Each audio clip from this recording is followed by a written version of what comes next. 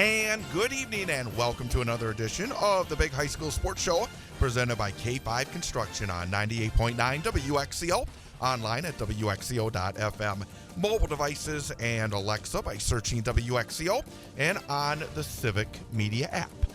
It is a Wednesday night, winter-like Wednesday night for once here. A little snow falling, chilly temperatures, but it is feeling like winter high school sports.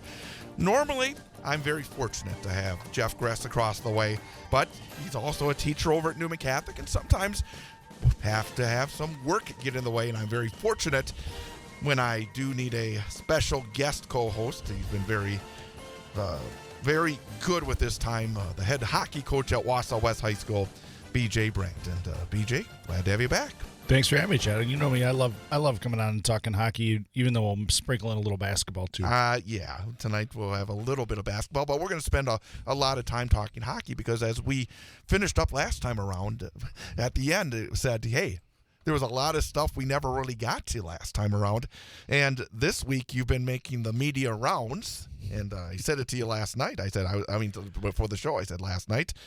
I get onto YouTube, and all of a sudden it gives me suggestions, and there I see your name on the Wisconsin Prep Hockey Podcast, and I tune in, and there was, as you said, some good questions, and I thought some interesting answers that I want to kind of delve a little deeper into this evening as well. But we also do have a pair of special guests, and tonight we are flipping the coach and the player guest around because of practice schedules. Normally, we have our coach guest in the first hour and then our player guest in the second hour. But here tonight, in the first hour, coming up in about 15 to 17 minutes or so, we'll have our student-athlete guest for this week from DC Everest High School, their outstanding junior goaltender, Griffin Bunnell. And he's helped the Evergreens to a terrific start so far this season. And they're on a win streak as well.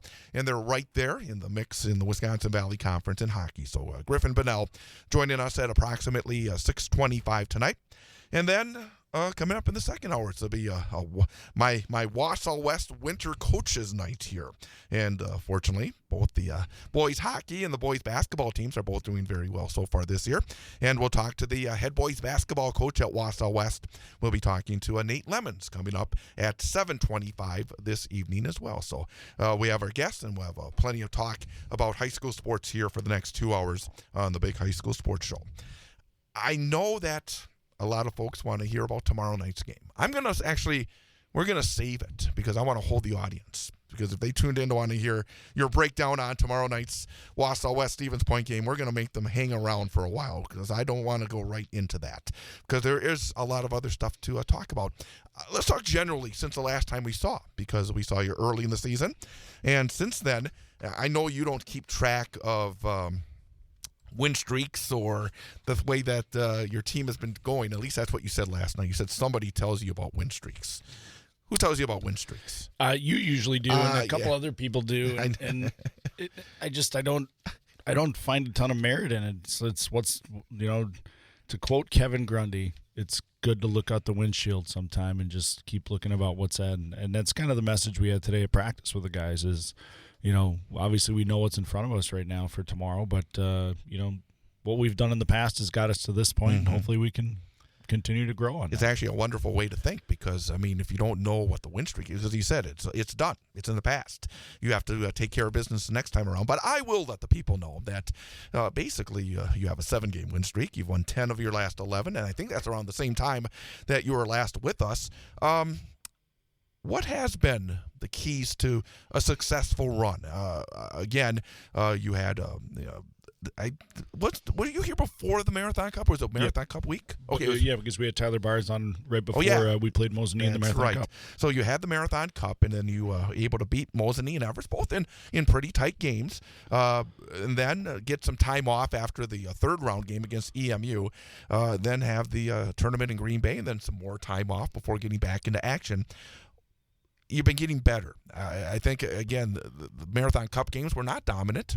The Green Bay games, you had perhaps one you'd like to have back against Springs, but then played 2 really good games. And then since then, really have been building block by block. And I've said that to you. It's been a building process. What has been some of the keys for this team in terms of being consistently able to win hockey games? Well, I think it started with the Fondy Springs game. I mean, obviously that's the last time we've lost, but when you look at the streak, as I've got it up on the page right now, we had a very honest film session after the Fondy Springs game, and we sat in the lobby and watched the good, the bad, and the ugly all together, and we let the players talk and the coaches talked, and sometimes as a coach you have a routine and you get into that routine from year to year and you have the things that you want to do, but the reality of it is our job is to make sure that the players are doing their best, and what we were doing wasn't not working, it just wasn't working the way that we wanted it to, and part of this group was to give them some ownership of it, and we were able to take some of our, as coaches, some of the things that we would do for them, we gave it to them to do, and the responsibility to in game preparation, the responsibility to make sure that we understand what the opponent's going to do against us, and I think the guys have invested in that a little bit, and that little bit of knowledge has paid off for them. And I hope that obviously it's a change that we made as coaches. I think they recognize it a little bit and the ownership that goes with it, and it's certainly changed the way that we prepare and play the game. I got to ask you about the one of the changes that occurred after the Springs game that was noticed when you played Notre Dame Academy and started this stretch. Your guys started sitting on the bench. And again, it's just one of those things where you notice something different. And you see so many of the teams standing on the bench and they're, into it and pounding on the boards and all that. And then after the Springs game, the next day, we come out there, and I told you, one of the parents came by in the first intermission and said, well, maybe I knew something about it. I said, why are they sitting on the bench? I said, well, I'm not really too sure. I had mentioned that I noticed that the Detroit Catholic team that was part of that event all sat on the bench, but it was not that. What happened in terms of that little change, and is there any correlation with the way the team played since then? Well, I mean, from an outsider in, I think you'd attribute something to it. The guys, again, when you, as a coach, you got to go with what buttons you're pushing with the guys to make sure that they're prepared and to make sure that they're playing well. And they said, Coach, we're going to sit this game. And I said to them, I said, I'll be honest, and this is to the leadership group. I just said, I'm not a fan of it, but if this is what you guys want, go do it. Because historically, when we've sat, we didn't have the energy, we didn't have the in the game, we didn't have that. Put your legs up. Yeah, I mean, I worried about that, right. Because it was something new. But the reality was, it made our line changes better. The guys knew what it was easier to communicate and talk to them because they were engaged in the game, but also could have an ear towards the coaches. I can't. The line changes itself have been phenomenal. I mean, the guys know there's a space. We'd always struggle with when you're going off the ice. Where in the bench do you go? Because they jump the boards. We don't open the doors, and it's cleared that up. So our line changes have been cleaner. They've been able to communicate effectively, and it stinks. Like when we were in Chippewa, we as coaches we couldn't see because there was a little platform that you were down beneath, so you had the guys sitting basically your eye levels with the guys when they're sitting. Sure. So 4 of the 6 goals we scored that night I didn't see. and as a coach sometimes that's hard, but somebody saw it, right? So then it gets you engaged. You're talking about the game. Hey, what happened there? Who did what? What's this look like?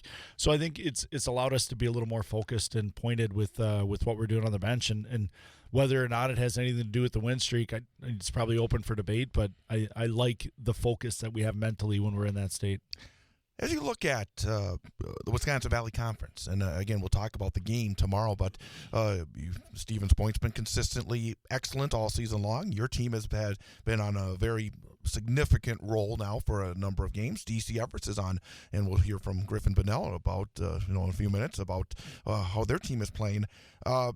Even EMU's won a lot more games this season than they have in the past. And I mean, when you went to Wisconsin Rapids, it was definitely not an easy game.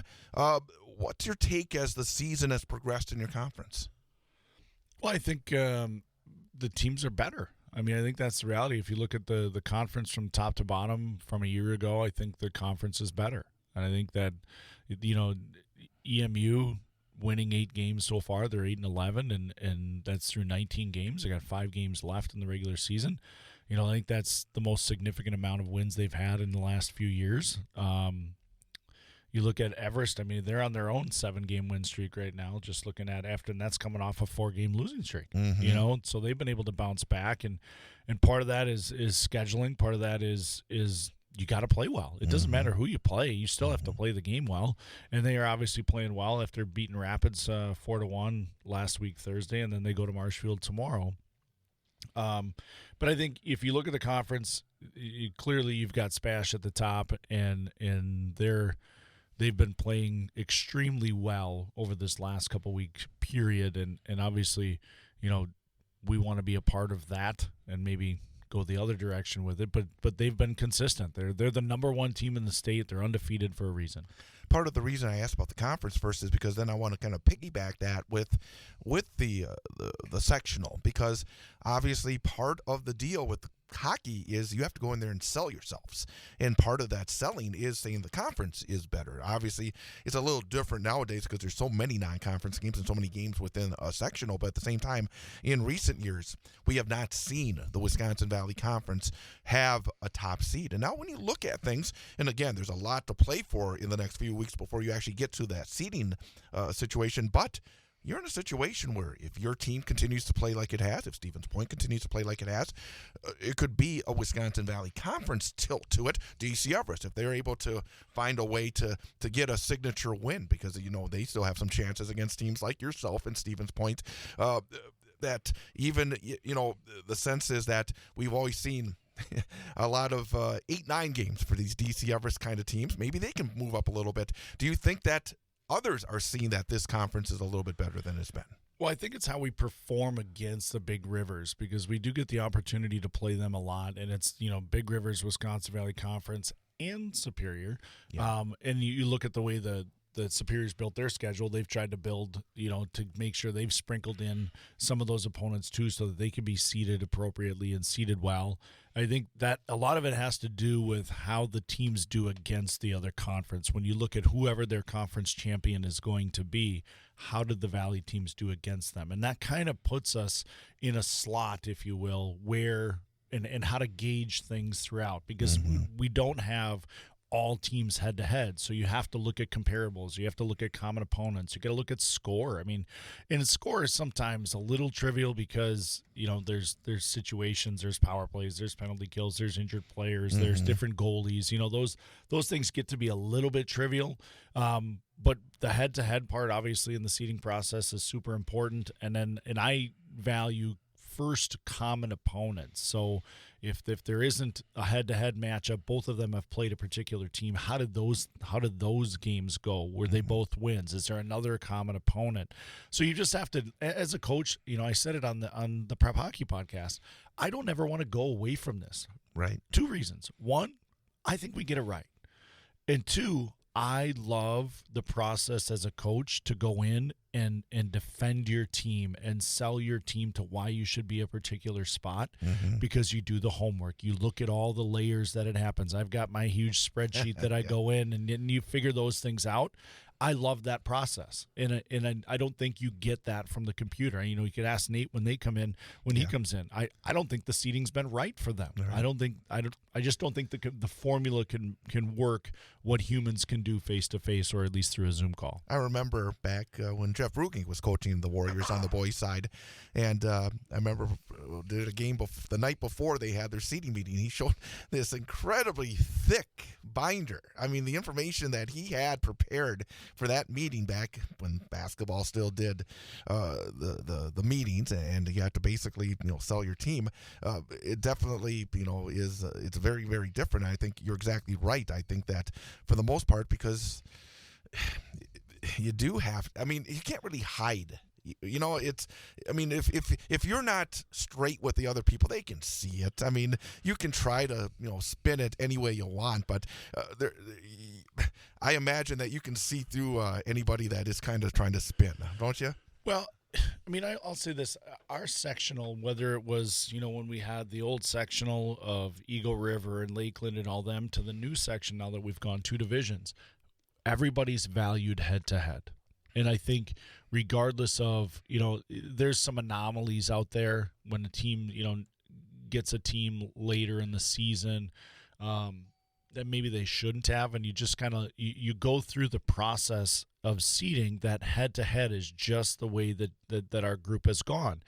And part of that is doing your homework. And I think as long as all of the coaches do their homework, then the seeding process actually goes pretty smooth. In this process, there's challenges. There's different ways to finalize the seeding. But I think as a group, the coaches do a better job. When you look at the way other sports have gone with the computers and even I've gone to the point where with the Coaches Association, we go over and look at other places. How do they do it? Michigan has their own formula, and it's a very interesting formula. And some of the coaches love it, some of the coaches don't. I still think that if the Michigan coaches met, they'd get it right because they do their homework and they would figure it out, because there's a little bit different because there's 3 divisions over there versus our 2 here. But again, I will as long as I'm coaching, I think we should always do it either through Zoom or whatever. But as coaches, I'm not a fan of the formulas. And the thing about your bracket now is that notice last night. There was still some games going despite some of the postponements, including your game, to see Hudson lose to New Richmond. And now those New Richmond and Hudson are atop the conference standings together, and they're both in your bracket because New Richmond was moved up in the success ratio. There's a lot still to play for. That makes it really interesting, and I do think that, again, it's going to be a lot of fun over the next couple weeks, even before the real fun begins with that massive bracket. Well, and part of that, the process, too, is where is that team in the conference? Who's the conference champion? Who? How do they perform in the conference? Those are all things that as coaches you look at to see, okay, where do I fit? How do we get this right? I think in the end, everybody wants that to make sure that the seeding is correct, because that gives us the best playoffs. That gives us the best opportunity to have the best teams at the state tournament and put on a really good show for the kids. Absolutely. So there's still plenty of other interesting questions I want to ask you, because based on a couple things that you were talking about last night, I found very interesting that we're going to talk about a little bit later on in the program. But coming up in a minute, we're going to be joined by our student-athlete guest for this week, somebody that I'm sure keeps an eye on that bracket as well, and the Wisconsin Valley Conference. From the DC Everest Evergreens, their junior goaltender, Griffin Bunnell. We'll have Griffin Bunnell coming up. This is the Big High School Sports Show presented by K5 Construction on 98.9 WXCO. On Thursday night, it's a high school hockey showdown as the Wausau West Warriors, ranked number 6 in the state, travel to Stevens Point to take on the number 1 ranked Panthers. Hear all the exciting action live on 98.9 WXCO, online at WXCO.FM, mobile devices and Alexa by searching WXCO, and on the Civic Media app, starting with a special early pregame at 6:35 and the opening face-off at 7 p.m. Wausau West Hockey on 98.9 WXCO is brought to you by the Cloverbell Credit Union, Red Robin Restaurants, Sun Printing, the Wausau West Athletic Department, Coast to Coast Marketing, and the Wausau West Hockey Booster Club. It's Wausau West at Stevens Point in high school hockey, Thursday night, starting at 6:35 on 98.9 WXCO. Online at WXCO.FM, mobile devices and Alexa by searching WXCO, and on the Civic Media app.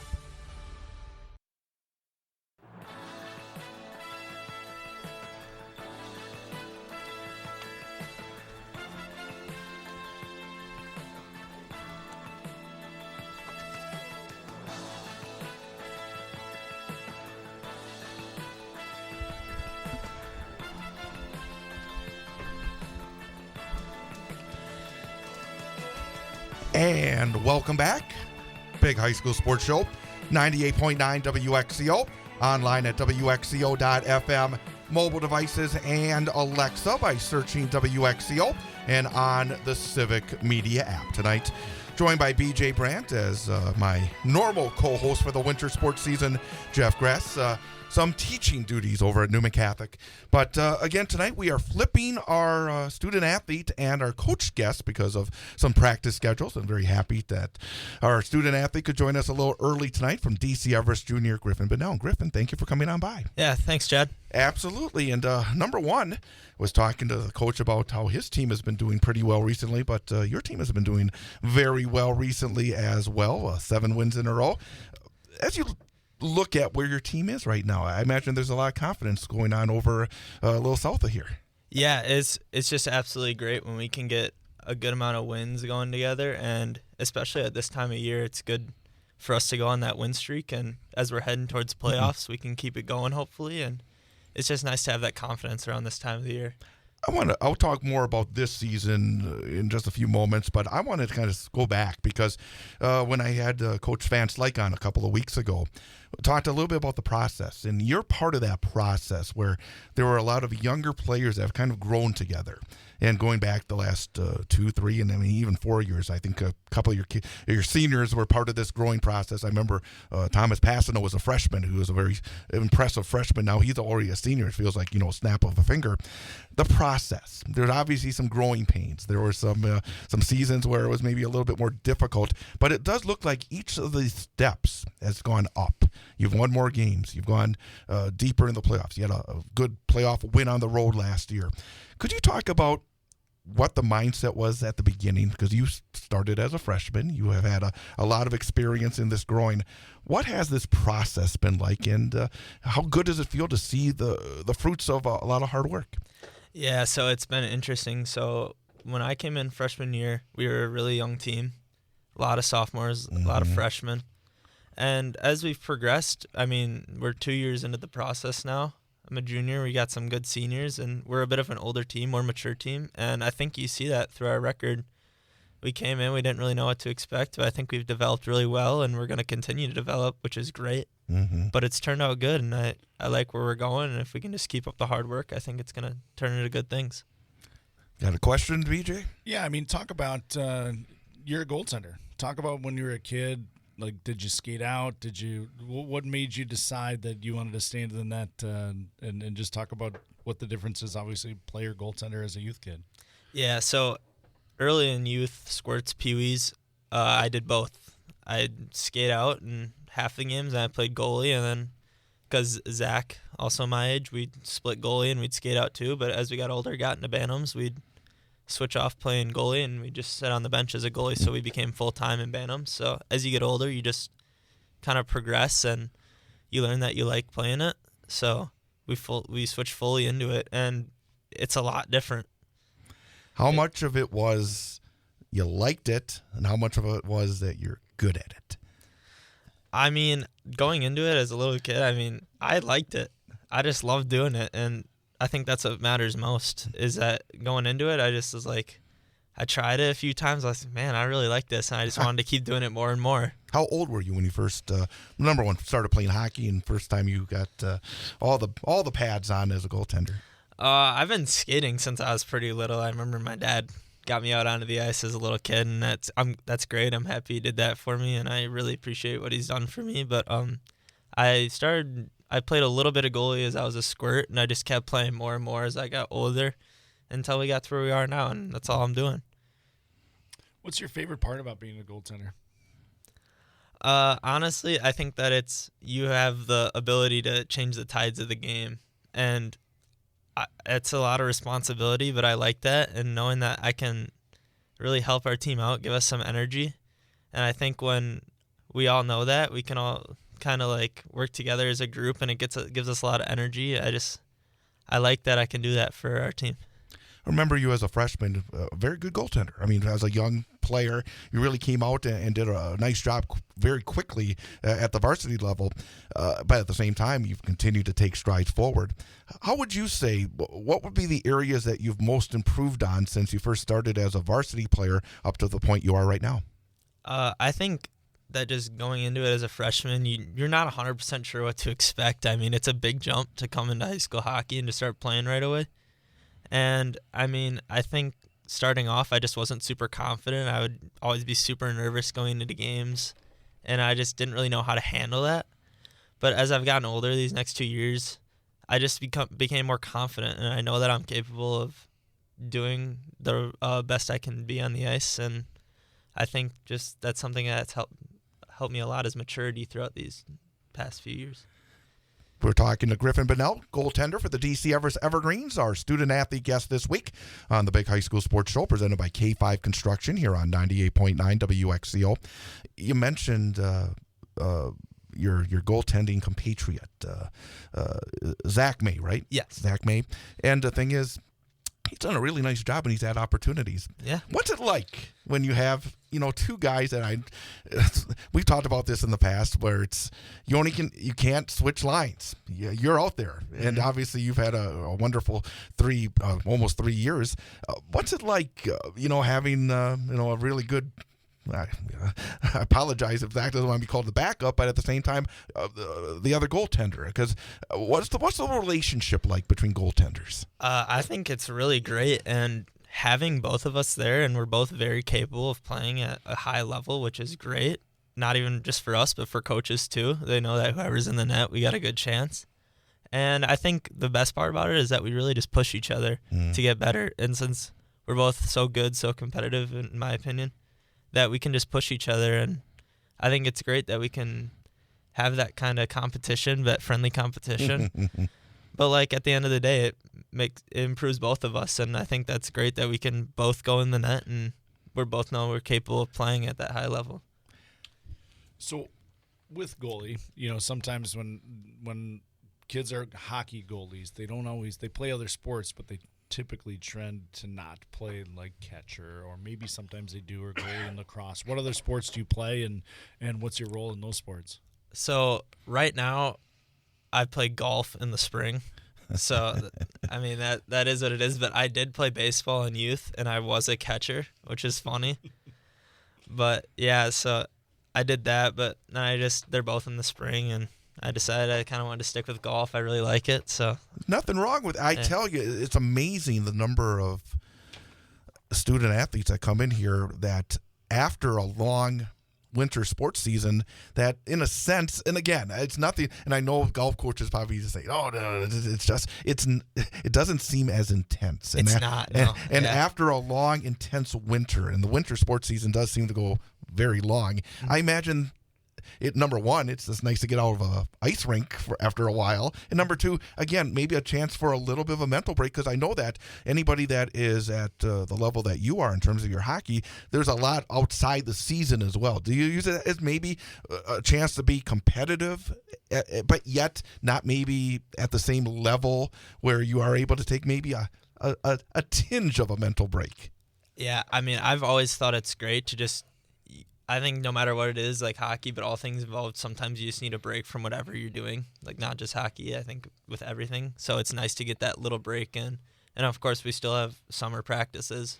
We still have summer lifting, fall practices, and all that, which I think is great. It gives us a good tune-up. But I like playing golf in the spring. And How good are you? I'm all right. I'm not the best, not the worst. So I'll take it, I guess.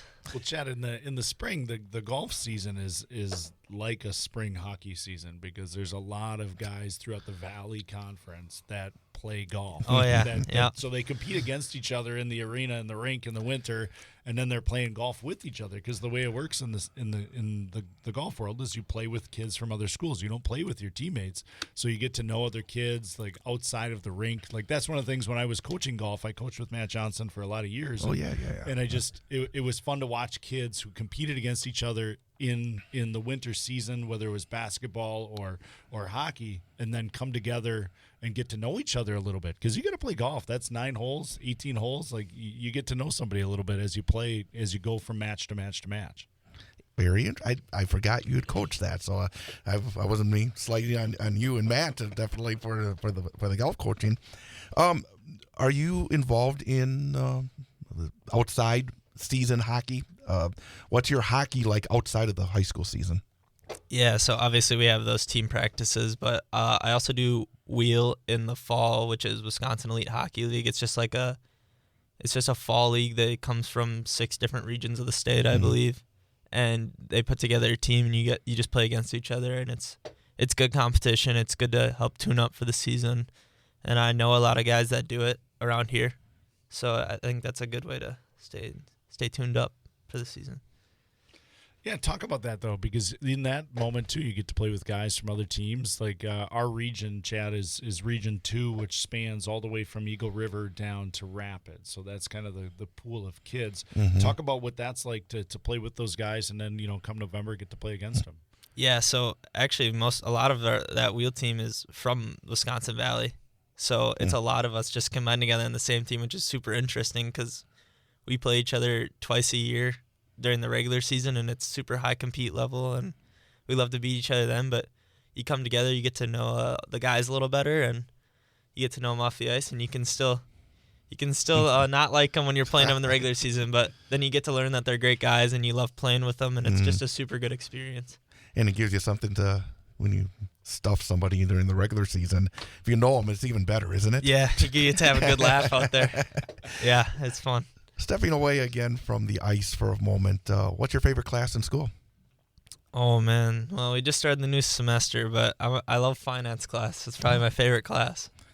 Seems like good to be involved in numbers for your goaltender. A lot of numbers involved. Yeah. Are you involved in DECA? I do DECA. I would say I'm a little more involved in FBLA, but I do some of the DECA competitions. I wanted to ask you because you said finance, and I've never said this on the air. When I went to Everest, I was in DECA, and we went to a state competition, and I won a finance and credit state championship. Nobody knew that. I've actually done something. I don't just talk about it. We're learning new things. I know. This is good. It's nice because since you go to Everest and I went to Everest, and again, I don't say that very often when I'm around you, but I know that you still have plenty of time left, before you graduate. But are you hoping to continue your education along with athletics at the next level? Yeah, that'd be great. I mean, it's hard to know what's in store for the future, and I'm kind of just playing it by ear. And if an opportunity arises itself, that'd be great. But I'm kind of just starting to think about what I want to do after high school and what's the right path for me. But if an opportunity arises, it arises. So I'm kind of just playing it by ear. Have you ever had a dream of a certain job? And it can be with the skates on. Do you have dreams of hockey glory? Do you have dreams of maybe some other profession that would interest you being in the future? I mean, I love business, so like that route, I would like to do something business-wise, but also it'd be great to keep the skates on at a higher level. But again, it's hard to know what's in store for you, and I'm kind of just waiting for the opportunity to arise itself. Well, talk a little bit about the balance, because obviously the winter season is hard. How do you balance the academics, the athletics, and the social life? Because you guys have friends and you want to be places. How do you balance that? I'd say I like to just keep school at school. I try to get all my work done. You got study halls, you got ELTs, where you just have time to work on homework. So I've gotten better at just trying to balance that all at school, so I have time just for hockey. Like if we have a game, it's hard to do homework on a game night, especially if you're far away from home. Buses are not conducive to homework? No, not a lot of bouncing while you're driving. But yeah, I just try and keep that all at school. If I can get it done at school, that's great. And then it leaves me more time to help do stuff with my friends. And then we have practice, obviously. But as I've gone, it was hard as I was a younger high school kid. But as I've gotten older, I've kind of got a better balance and feel for balancing all that stuff. So, again, we're talking to Griffin Bunnell from the DC Everest Evergreens, our student-athlete guest this week on the Big High School Sports Show presented by K5 Construction. This season, Griffin's doing pretty darn good. 11-3 record, goals against average of 1.72, .937 save percentage, 3 shutouts. Let's talk a little bit about your team, because obviously you got a pretty good viewpoint of what's going on the ice between the pipes. Talk about maybe some of the other guys who are leaders on your team. Who have been some of the key cogs, whether on the forward line or the defense, that's helped DC Everest off to such a good start this year? Yeah, obviously I think we got some great skaters, because I love to see those statistics of mine, but it all comes from what they do for me, and they help me out tremendously. I really like what our defense are doing. We got a super mature group of defensemen, 3 juniors, 3 seniors. They've been great. They all do their job every time they're on the ice. And then obviously we got some goal scorers too, where we've been able to bury the puck, which helps a lot. Obviously you got Thomas. He's really been doing good. Cole, he's been standing out this year. So not even them, but everyone on the team has their roles, and they all do their jobs great when they're on the ice, which I love to watch. I mean, it's just so fun to watch when everyone's doing what they're supposed to. And I think we've done a great job of that this year. Going back real fast, but I want to go back to a game last year in the playoffs when you went on the road and won in overtime at Hobbs. It was regular time. Yeah, right at the end. Yep. You're right. Sometimes I got that confused and mentioned that the coach as well. But what did that mean to take that step in the playoffs, to go on the bus, go to Eau Claire, win that hockey game? Obviously, the next one was a hard one, but against a team that ultimately made it to the state tournament, so obviously a very good hockey team. But for a group that, as I said earlier, had been growing, what did that win mean? It was probably one of the greatest feelings all year. I mean, for all of us, it's been not even since we were in high school, but it's been a little bit since we've won a playoff game till that year. And so it was just great to get that feeling, and I think we played really well. We had a super good team game all around, and Eau Claire North, they were pretty good. So it was super good for us to go in there and get a win. It felt great for all of us. I think it boosted our confidence. So that was super nice to go in there and get a good team win. What's your favorite goal lead or your least favorite goal lead? Because as a goalie, like obviously the bigger the better for you. You get to relax a little bit. But like obviously most games are tight. Where do you feel most comfortable when your team's in the lead? I mean, obviously it's better if we can be up by more, but I like playing under those pressure situations. So even if we're only up by one, I'd love to be up by more, but we're doing the best that we can, and I don't know. Anytime we can be playing up is good, so I like that. What area do you yourself and the team as a whole have to take steps forward the rest of this season as you get towards, you're still right in the mix in the Valley, and of course the playoffs coming? What are the areas, number one, for yourself and number two for your team that you have to be better at in order to continue to take those strides? Well, I think this goes for me and all of us. I think it's just staying calm. I mean, we're going to play some good teams coming up, West and Spash, and we're just going to have to stay calm, and we might get scored on, and it is what it is, but we just got to keep rallying back. And I think the most important part is we got to feed off each other's energy. And if we can have more energy, I think that's going to help us tremendously in this stretch. I've been preparing for my broadcast tomorrow night with West and Stevens Point, and I was looking at Stevens Point, a lot of their numbers. And the lowest number of goals they scored this season was against Everest, the 3-0 game that you guys played earlier. What was the key for Everest to hold a team that's been getting double-figure goals a number of times? What was the key that night to holding Stevens Point to 3? Yeah, I mean, obviously they're a super good team, number one in the state, undefeated, but I think the key was we played a super good defensive zone. I mean, the first period, we kept a lot of their shots to the outside, which was super good. And I was like, wow, you guys are playing really good. I was like super proud of our defense. It felt great to watch them play like that. And I was like, I just thought we played super good in the defensive zone. And they're fast. They're the fastest team we've probably played against. But they move the puck so well. And we were able to hold our own in the defensive zone. And so I thought that was really good. And you had that game, and then the Marathon Cup game against West, 4-2. So again, another tight game.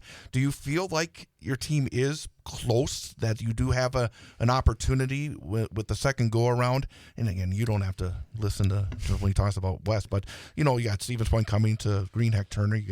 You guys go over to Marathon Park. Do you feel like your team is close and can, if you put it together, be able to win those games? I think that we're at the level where we can compete with anyone, and obviously those are two super solid teams that we play coming up. But I think that if we just do our jobs and do our roles and we know what we're good at, that any given night, anything can happen. I always say that. I was like, anything can happen any given night, and I try and keep that mentality. You sound like a coach.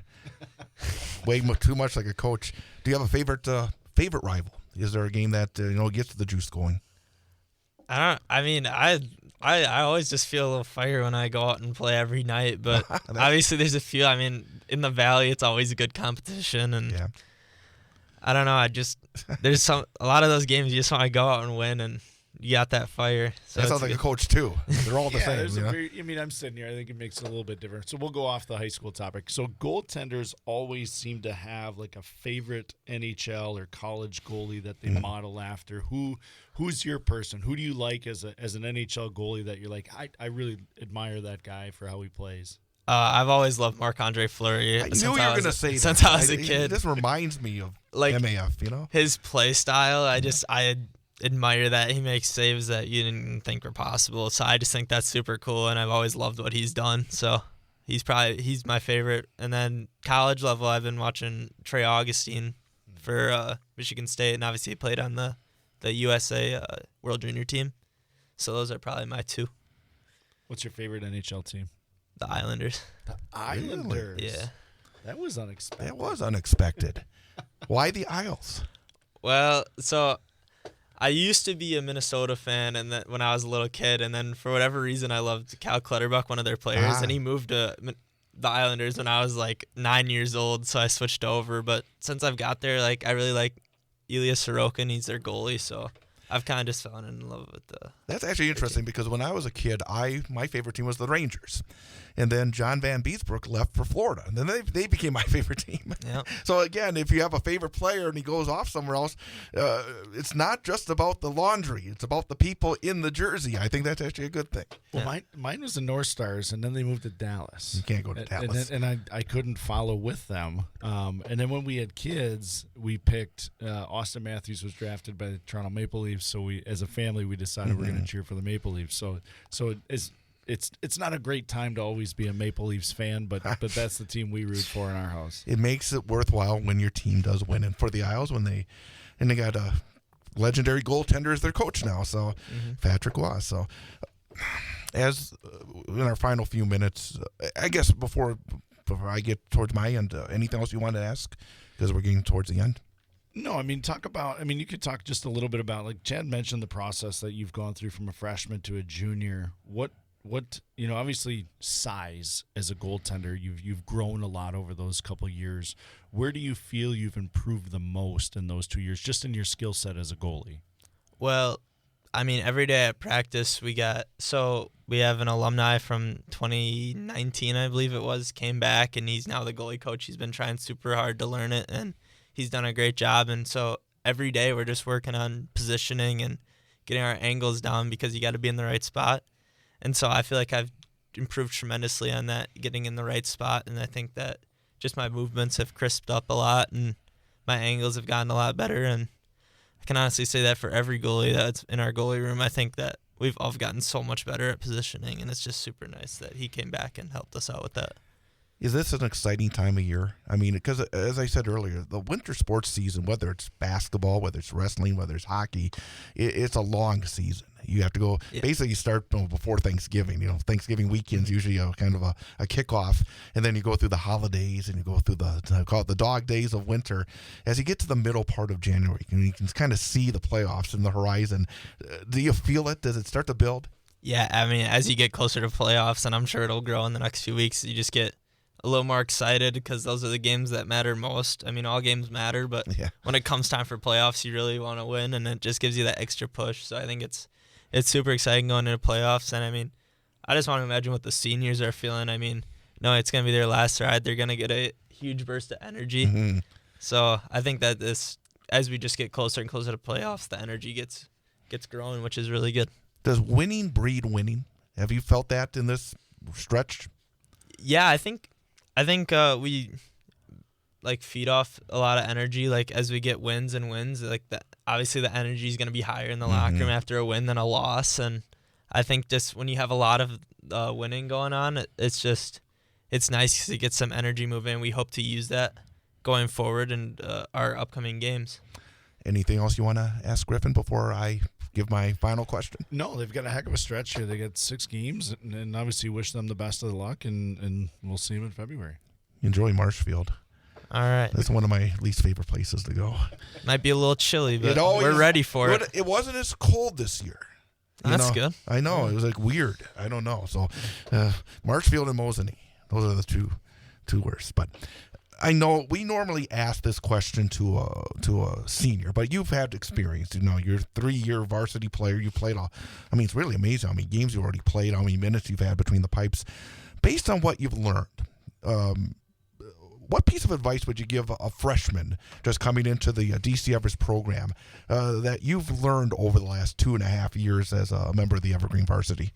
Well, one thing I'd tell them just going forward is that confidence is the most important thing when you're in the net, because coming in as a freshman, it's the most nerve-wracking thing you ever, and even it doesn't really matter, but when you make that first start, it's the most nerve-wracking thing you've ever done. And so I'd just say, be confident, you're capable of what you're doing, and we've practiced for this forever, so I think that's important. But also I'd say, I can't believe my junior season's already winding down. It feels like it's flown by. And just to think about that, I'm trying not to think about it, but just to think after this year I only have one more left is crazy. So just enjoy every moment while you have it. I'm going to give you some scary little piece of experience that you learn when you get as old as I am.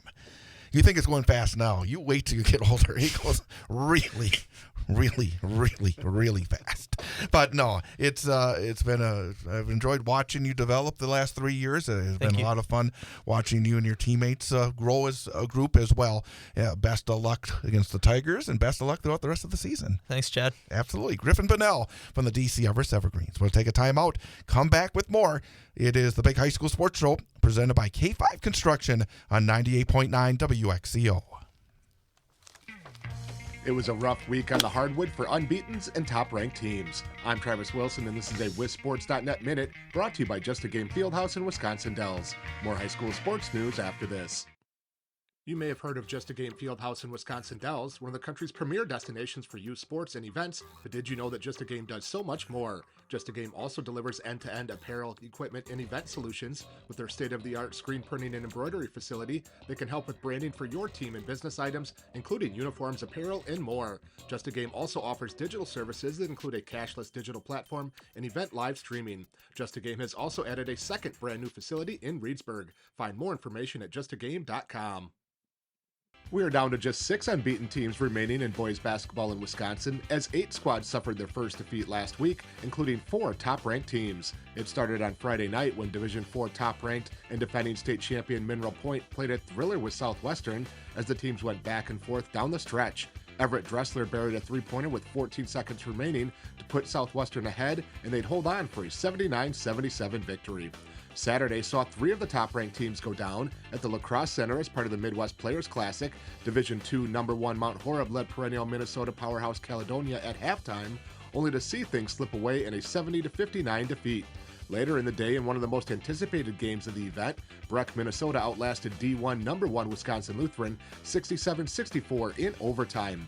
In a flyweight conference game Saturday afternoon at Laconia High School, the host Spartans took down Division V top-ranked Sheboygan Lutheran 73-66 behind 27 points from Cash Farrell and 26 from Ethan Pino. The 6 remaining unbeaten teams in boys basketball are Kettle Moraine, Racine Lutheran, Bonduel, Partyville, North Crawford, and Royal. Weather wiped out most of Tuesday's schedule, so be sure to pay close attention to reschedules this week. This has been a WisSports.net Minute. Check us out online at WisSports.net.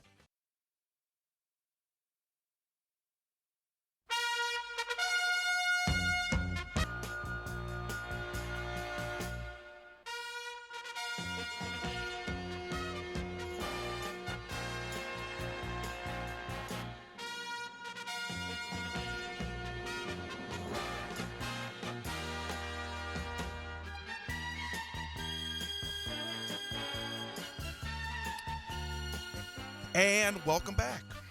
Yeah. Apologies, number 1. I hope that we didn't get cut off at the end of our student-athlete interview at the end of the last hour. But due to technical, not difficulties, but again, Civic Media, of course, bringing live coverage, as I mentioned earlier today on my program, of the State of the State address, but it overrode our log here. And unfortunately, we got knocked off, and it's been a little bit difficult being a network-wide event to get us back on. So, again, for those of you who have hung out and waited, including BJ Brandt, I'm glad you have.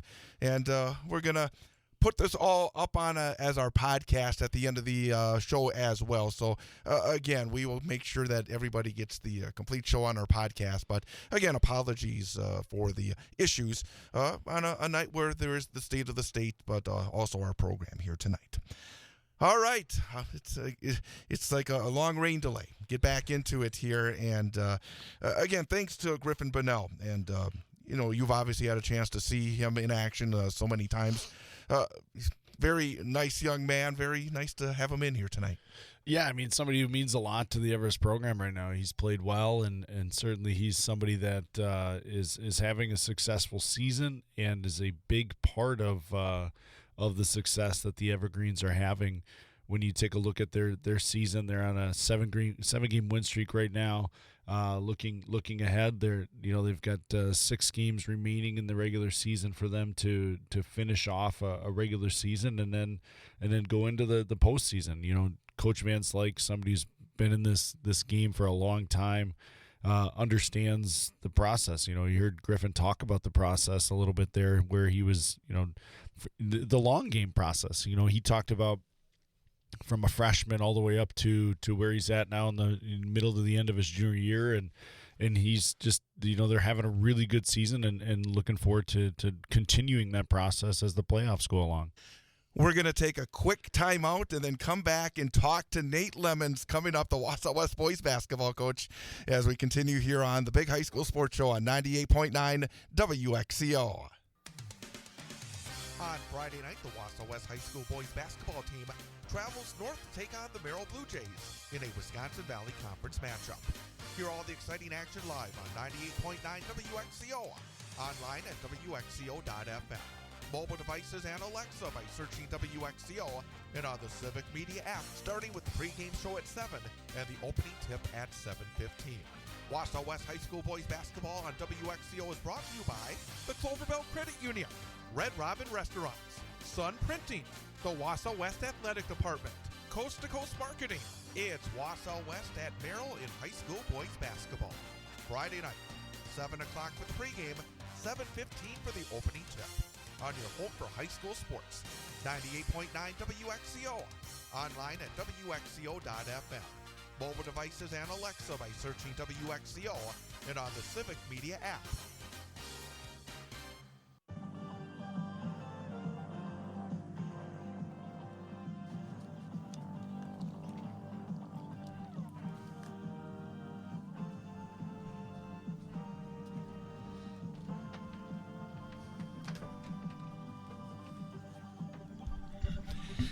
And welcome back, Big High School Sports Show, 98.9 WXCO, online at WXCO.FM, mobile devices and Alexa by searching WXCO, and on the Civic Media app. With me, Jay Brandt, I'm Chad Holmes, and very happy to welcome back into the studio. Got my Wausau West winter guys here, and it's been a good winter so far. Nate Lemons, head boys basketball coach of the Wausau West Warriors. Coach, thanks again for joining us. Yeah, glad to be here. I got to admit, I'm a little discombobulated right now. It's one of those nights. I know you guys have been through one of these probably over the years. Let me find a way to get rid of the bumper music here at some point here. This is about as good of a duo, I would say, that they've had on this radio show. Oh, I don't know. This is... Chad, you don't know this, but Nate and I taught a class together for an entire school year. It was intermediate algebra, and honestly, it was probably some of the most fun we've had. Like, I know fun that I've had teaching, because we got to feed off each other a little bit in the winter sports season, and we had some good kids that were good-hearted with math, and boy, we had a great time. Well, I need a good time here for the next few minutes here, I tell you. It's like, oh, man. I think, though, that is one thing that I think at Wausau West, like, I've been so fortunate with, is that you have that, I guess, connection and that friendship with the other coaches. It's not like I'm in my sport and my zone and I'm only worried about basketball. Like, I bounce, ideas off of BJ, or, there's a good connection with our coaching staff. We're all rooting for each other, and it's been, over 12 years now. It's been great just getting to know guys. We've had kind of, on the boys' end, we've had a pretty consistent, coaching staff as far as guys that have been around, and it's a lot of fun, especially when you can have that, that type of communication and talk about things, whether it be life, whether it be basketball, whether it be hockey, coaching in general. Our sports are different, but a lot of the things we teach and a lot of things we emphasize are the same. So it's always great when you can do that, and it's been a lot of fun. 12 years, man. And the thing about it is, for both you guys, I mean, how many years now is this? This is 11. 11. I mean, we don't see it as much in high school athletics. I mean, there's a lot going on, and it seems like a lot more change with the coaching staffs and head coaches. I mean, there's a lot put on the plate. I think it's very obvious for a lot of people that follow it. What's kept you going? Because obviously you got to love this job because you put so much time into it. There's so many layers to what you do. What is it that has really kept you going for 12 years? And at Wausau, I think you kind of touched on it with Wausau West, but boy, I mean, I don't think people realize the amount of weight that goes on the shoulders for people that run programs, because it's not just the varsity, it's a whole program.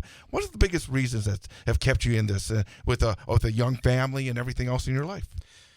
Well, I think one thing is just the people at West. I've been so fortunate, for 12 years to be a part of that building. We have a great staff. We have a great coaching staff. We have great administration. So I think as the further you get into this and you start running into some of the unfortunate situations that we deal with, when you see the backing, when you see the support, not just from our admin, but from our teaching staff and things like that, that's the kind of stuff that you're like, I'm not really worried right now about, we could go here with, uber amount of talent or anything like that. It's about where you feel appreciated and where you can coach the way you want to coach, and that fits your personality. And that's never been a question for me at Wausau West. I've always been allowed to coach the way I want to coach, and then obviously the kids. I mean, I've been so blessed with the character of kids that we've had. Obviously, you're going to have kids that don't agree with your philosophy or, don't mesh or whatever, but we've had that at such a minimal rate.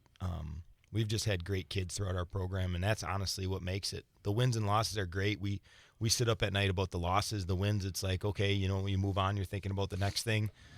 We take the losses a lot harder than the kids do. But I've noticed that in the show. When I have a coach on after a Tuesday night loss, they're still feeling it. The kids, they get back into school, back into their lives, and they're ready for the next challenge. Yeah, but I just think, just all the way through the program, it just keeps you going when you get to coach great kids that are great human beings. And then you like, for example, I just got 2 kids engaged that I coached, and another one that's going to get married here in the fall. So those are the things now. It's kind of coming full circle for me that you're now seeing those players that you coach now move on with their lives, and they're raising families, or they're getting married, or they're off getting a big job, and you hear about it. Those are the things that I think probably keep you connected and keep you wanting to keep going. Think about where you were year one and where you are now. What's your greatest growth moment as a coach through that 12-year period?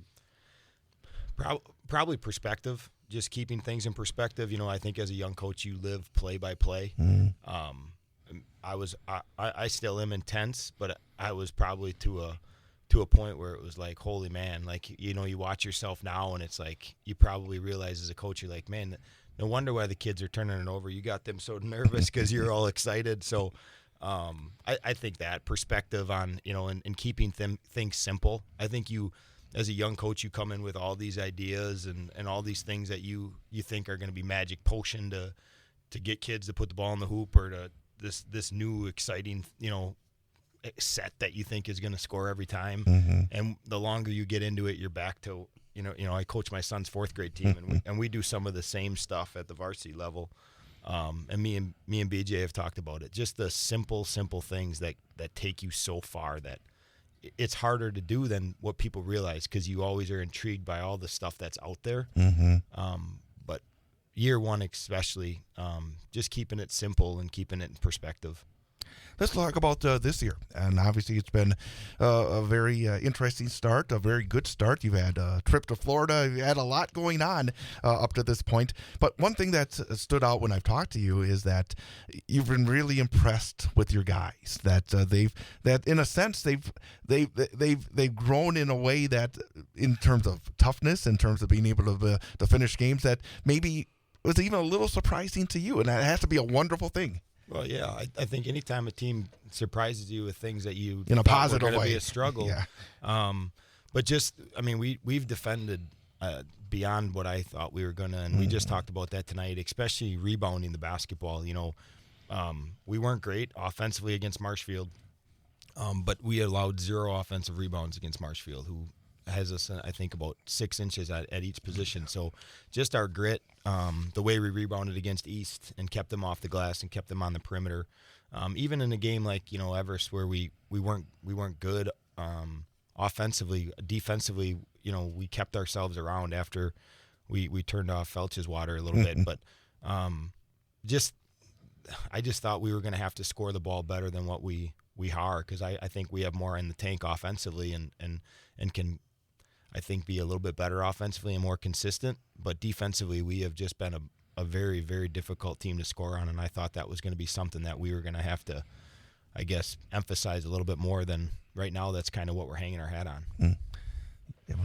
Talk a little bit about that growth, because as you know, Nate and I've talked a lot over the years, and we've shared, you know, 5 a.m. practices with our groups, and as a coach, you always want other teams to say, man, that was tough to play against you. Talk about how this group has changed from a year ago, from 2 years ago. Some of these guys have significant experience, and some guys don't, and how you're able to get them to buy in, because everybody loves to score 90 points a game, but they don't maybe necessarily understand how important it is to hold other teams to a certain level and how hard it is to play defense. Yeah, and you know, kind of piggybacking off of your question about year one, I think that's one thing that we've always done pretty well, is we've always just said, you know what, we're going to control what we can control. We're rarely ever the most talented team or the most athletic team. But man, you're really going to have to work to outwork us and outcompete us and be tougher than us.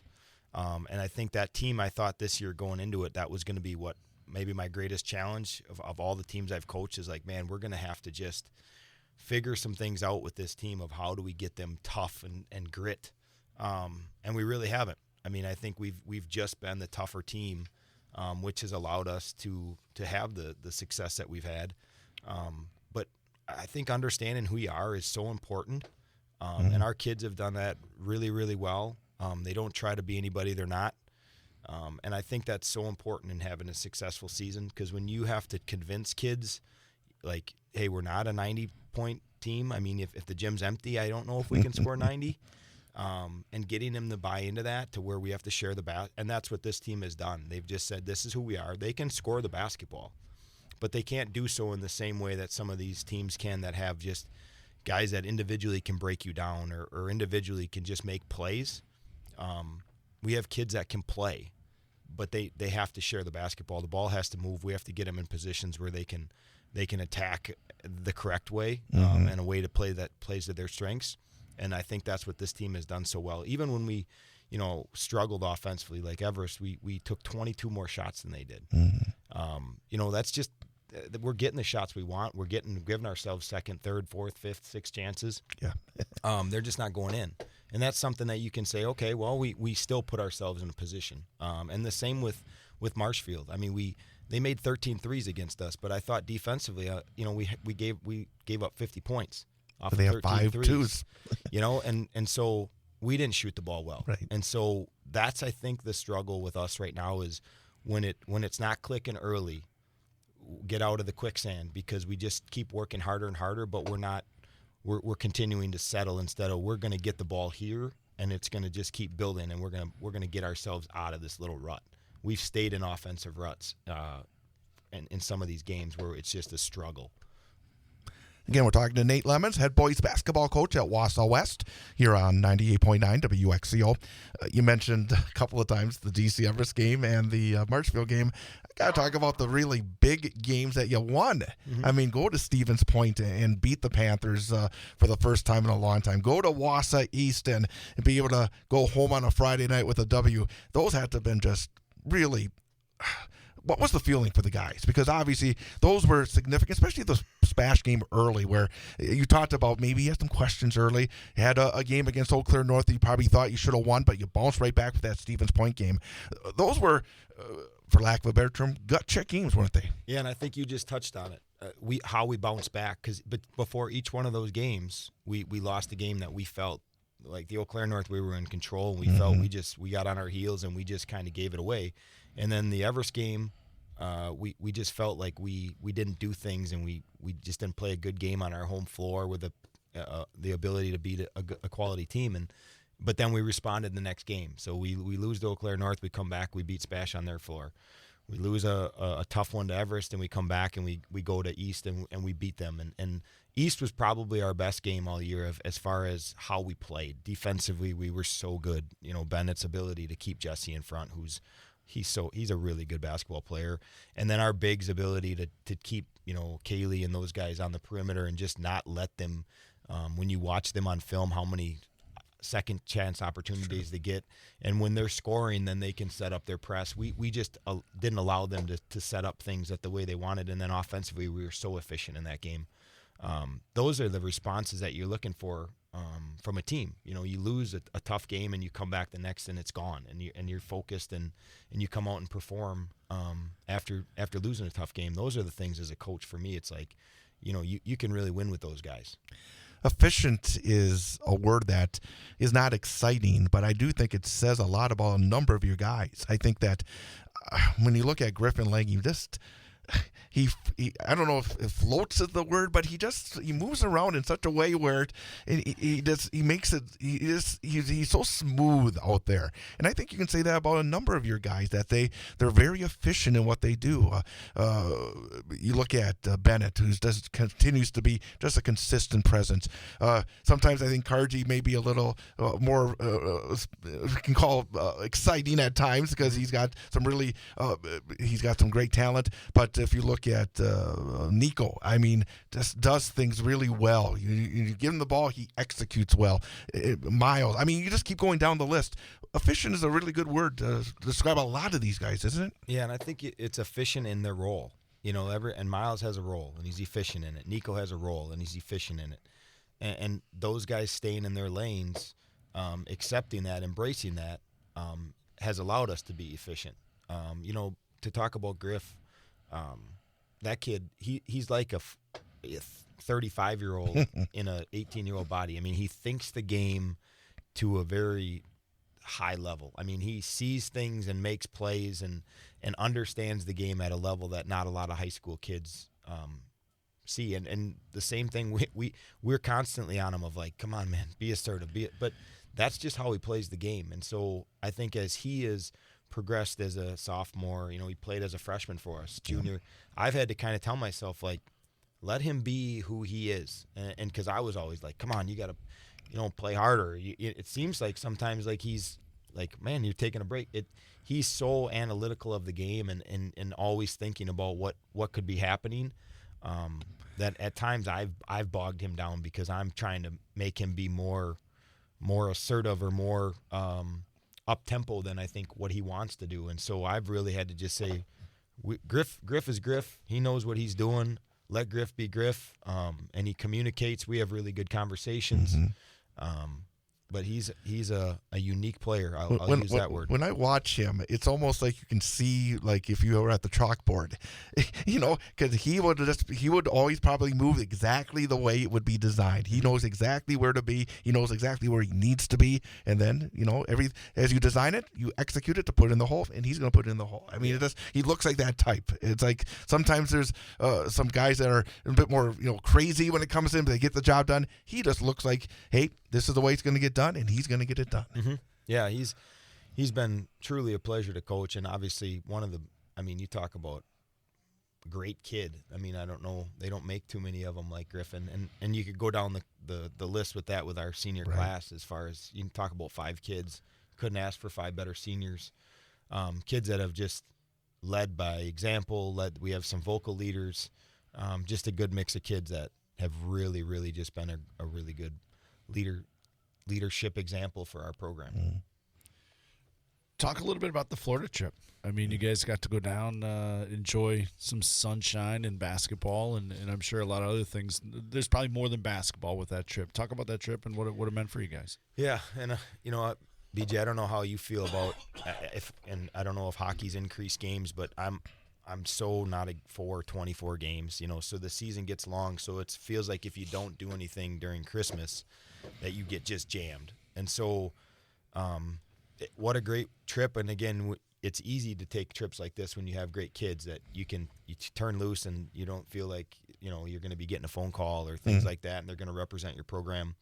A little more interesting than the last time we went down. We got delayed 13 hours, so we had to reroute flights, and our parents did a great job of rebooking our flights. So we get there at about 1:30 a.m. You have to play the team that ended up winning it. We want another shot at them, so we might go to New York. But and then just, you know, you play a game a day, and then the kids are free to go to the resort, go to Universal. You can wake up early in the morning, so it's kind of been a thing now. We did it the last time we went down there, and this year too, where we all wake up. So because you're at the resort, you get early access to Universal. So we all wake up, coaches everything, and we go and do all the rides, the roller coasters. No lines, huh? Yeah, no lines, and the coaches, and we go and we do it as a team, and then the kids are off just doing whatever. And it's just a great experience. The families come down. You know, my family went down there, so it's just a really great way to you're still getting basketball games in. You know, you're still competing and focusing on getting better, but it's in a much more relaxed fashion and just allowing yourselves to kind of letting them be kids, but yet at the same time building, you know, that culture of your basketball program. Well, and that you said it best. I mean, right now with the way the schedule is, you have to do something over the holiday break, because otherwise you're playing, you know, 14 games in the month, 15 games in the month of January. You know, and it's a great trip for you guys to be able to get away a little bit. Like, we take ours to Green Bay. We don't go to Florida. There's not a Green Bay, Florida, but maybe we'll find one. Chaperone for you next time.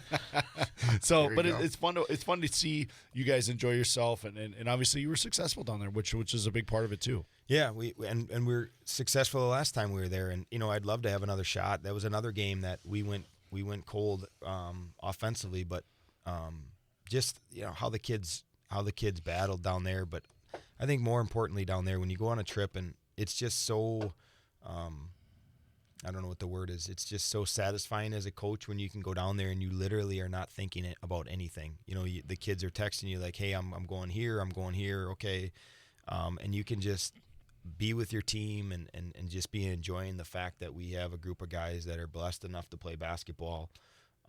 And we are fortunate enough from a booster club standpoint that we have the funds to go down there, and just giving kids an experience that they'll remember, you know, forever.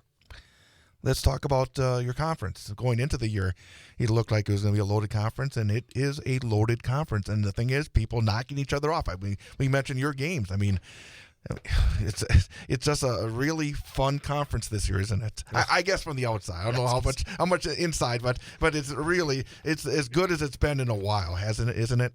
Yeah, it is. And when you have a team like, you know, the level of Marshfield, and then you stack, you know, teams like Spash and us and Everest and East, you know, with the talent that they have, and Everest is only going to get more talented with Cohen coming back. So, and I don't know why everyone's sleeping on Merrill, but that they have played teams so well this year, and Troy's done a good job of getting those kids to play hard. When you watch them on film, they scare you because they play so hard, and they play together, and they move the basketball. So it's every night it's a test, and every night if you're not performing at the level you need to, it doesn't matter if you're home or away, you're going to come out not real happy about the performance. When you look at where your team is, and we talked the last time you played about, you know, the 24 games. You got 11 games left in like a little more than a month. there's a lot on the plate still to go. What are the areas you still have to take those strides with? I think talking to you that starts with an O to begin with, but there's so much still to go, and it's really amazing that it feels like we're deeper into the season, but you're just basically about halfway through your games. Yeah, and I think that's what bothers me the most about the 24 games is that the longer I coach, it's a balance. If my first 4 or 5 years, I would be okay. Sunday night we're gonna. And I just think high school kids, they burn out a little quicker. They lose that interest. So it's that balance of keeping the fire going, keeping the mojo going, that intensity. We practice hard. Mm-hmm. So keeping that intensity, and then when you have games stacked like that, sometimes as a coach you don't feel like you can really work on some of the things to the level in which you want to work on them. So that's the challenge. And offensively, I think the biggest thing is guys are gonna shoot the ball better than what they are. Sure. I've been happy with our shot selection. I've been happy with the way the ball is moving. But again, I think if we can put a little more pressure on the rim with whether it be some of our cutting action or whether it be with our ability to just put the ball on the floor, our willingness to put the ball on the floor, I think that could get us maybe a little bit more, to the free throw line, or that could get us a little bit more at the rim. Sometimes I feel we're a little bit content as an offense. We start settling from the perimeter, and then when it's not going, that's where I talk about the quicksand. We're just trying harder and harder. I got the next one. Let's get a couple at the rim. Let's get a high-low action, things like that. Maybe we've moved away from that we were doing a little bit more efficiently to start the season.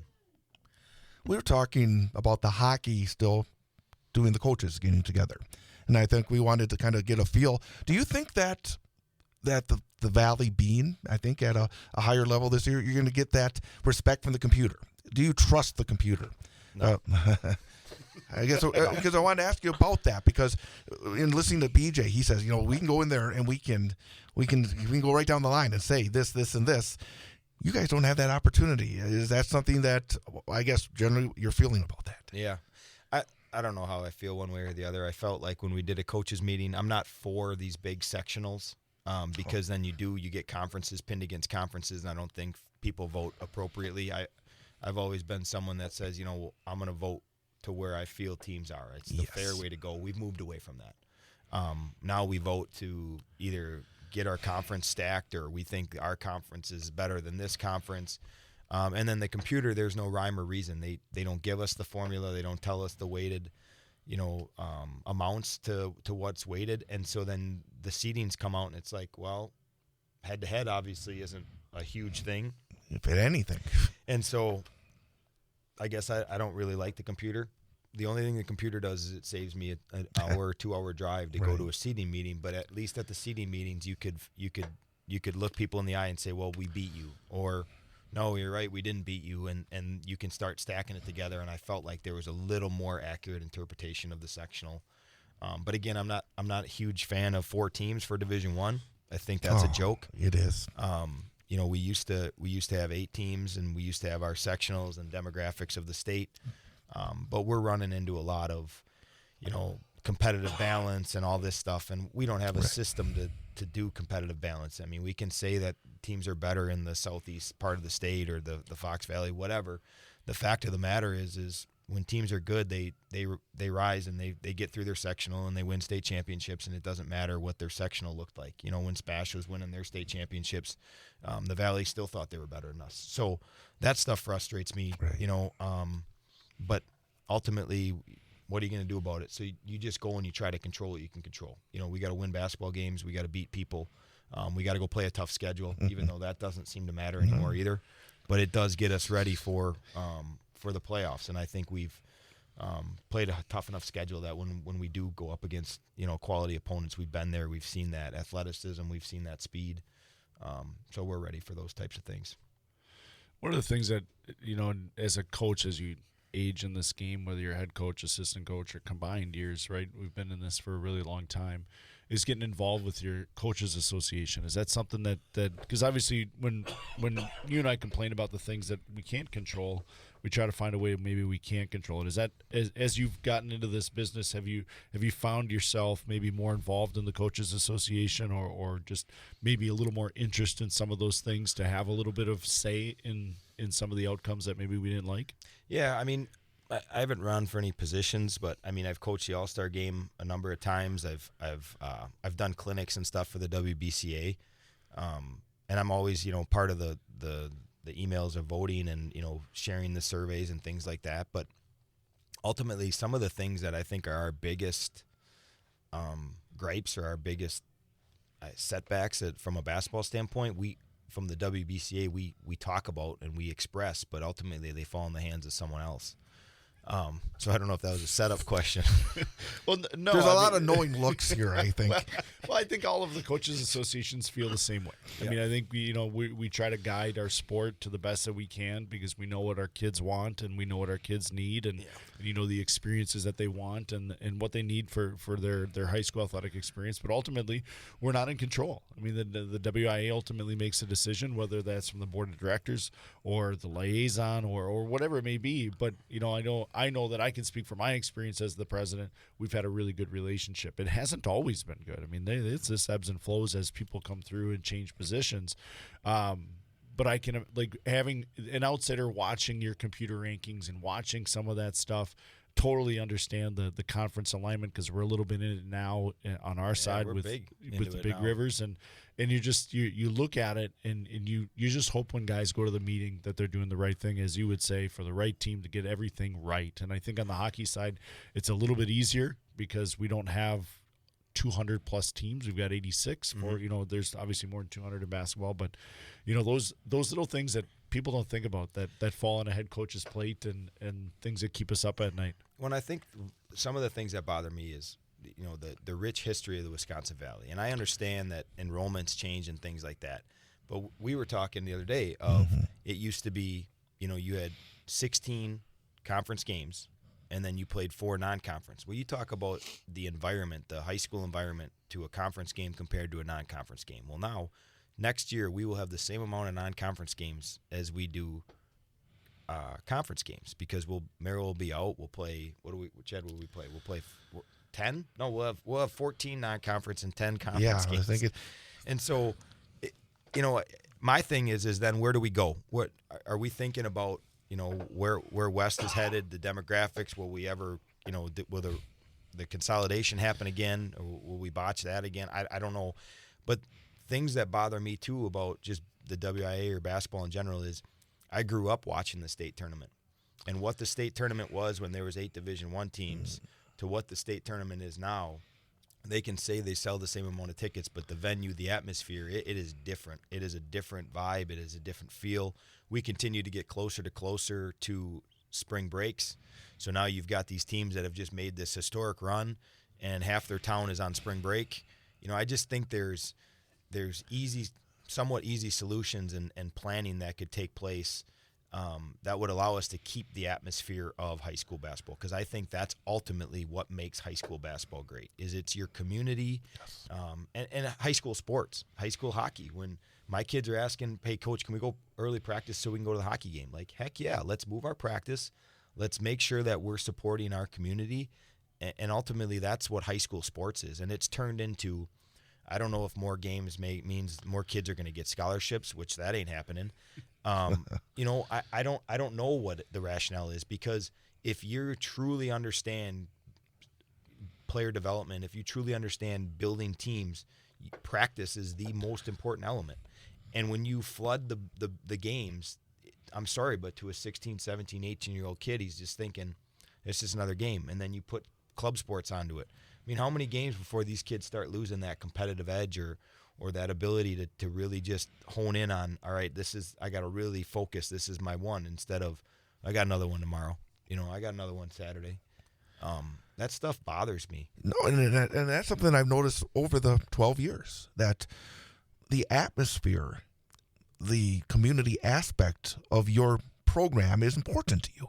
Right from the very beginning. I mean, that is something where you want people to say, "Hey, come on down. Let's see the the Warriors in action. Let's support these kids and what they do. And I think that is important.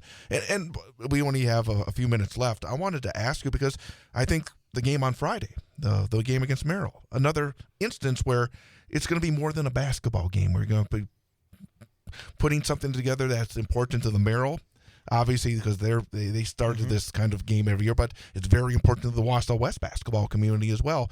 And could you talk a little bit about that? And also, I guess, generally about, again, it's more than just, I say this all the time, I don't want to do a game where nobody's listening. Yeah. It's not just to hear my voice. And I think I get that sense from you, that it's not just about being out there coaching and having a game and nobody cares about it. It should be important to the Wausau West community and the families and everybody around, and even more than that. Yeah. I got a story about that in a second, but yeah, the West game at Merrill, and Troy Pieper deserves all the credit. I've communicated a little bit, but he's done all the legwork on getting this set up for Josie and for Ava, and two kids that are struggling right now with some things that kids shouldn't have to struggle with, and it's unfortunate. And obviously Ava is near and dear to our heart because Kip Downing, a really good friend of mine, and was an assistant coach, and just, I mean, you talk about a guy that wears Warrior pride, and just how great of a friend he's been, and how much he's done for me in the 12 years as a assistant basketball coach and as a good friend.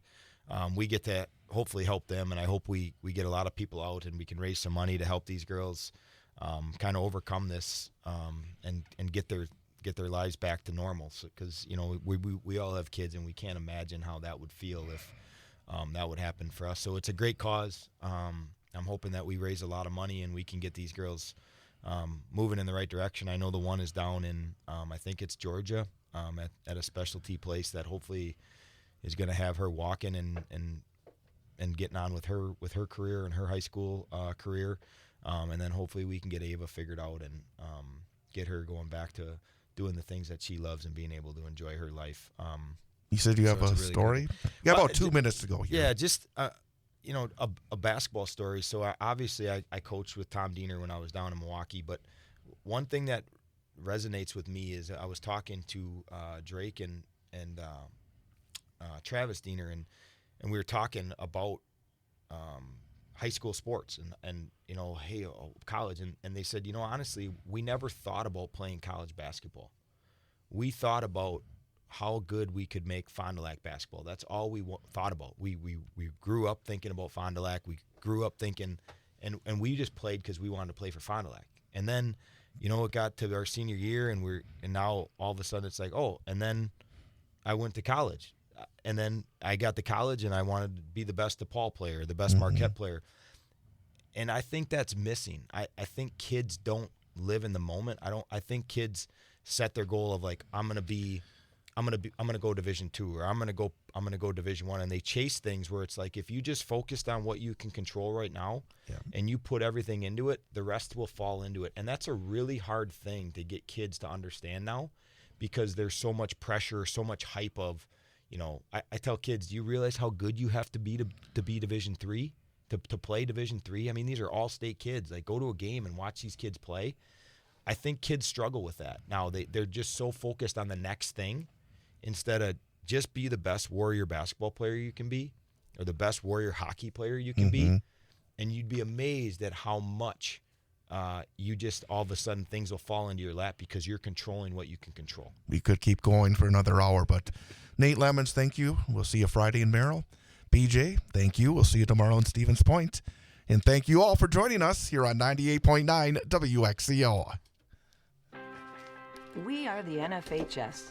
That stands for the National Federation of State High School Associations. But really, what we stand for, together with the WIAA, are the 178,000 high school sports students in Wisconsin. And so we stand. We stand for the runners, soccer and basketball players. We stand for their coaches, administrators, and officials. We stand for the swimmers, football players, and wrestlers. We stand